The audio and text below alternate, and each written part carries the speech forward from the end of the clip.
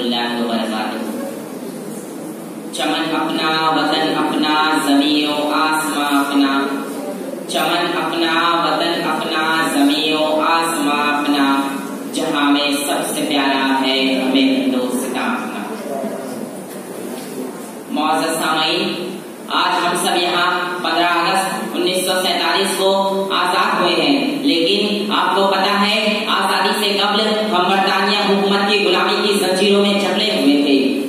अंग्रेज हुक्मरान भारतीयों पर जुल्म और सितम किया करते थे।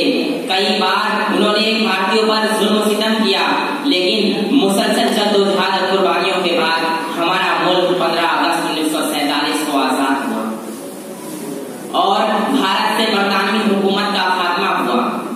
इसलिए हर साल हम 15 अगस्त यानी यौम आजादी बड़े जोश और जोश से मनाते हैं।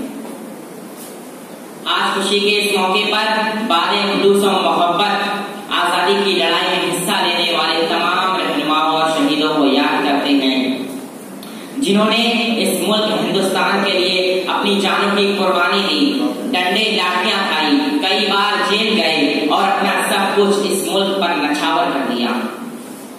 आजादी के मुतावालों में महात्मा गांधी, मौलाना अबुल कलाम आजाद, डॉक्टर बाबा साहब अम्बेडकर, भगत सिंह, अशफाकुल्लाह खान, चंद्रशेखर आजाद और पंडित जवाहरलाल जैसे रहनुमा और मोहब्बत वतन शामिल थे।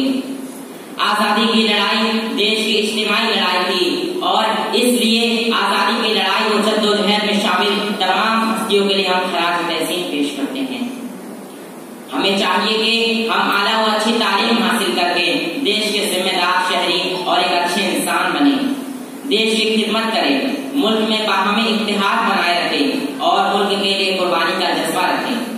इसलिए हमेशा देश की तरक्की के लिए कोशा रहें। आखिर में इस शेर के जरिए अपनी तकरीर का इख्तिताम करता हूँ। वफादारी वतन से हो यही इस्लाम कहता है,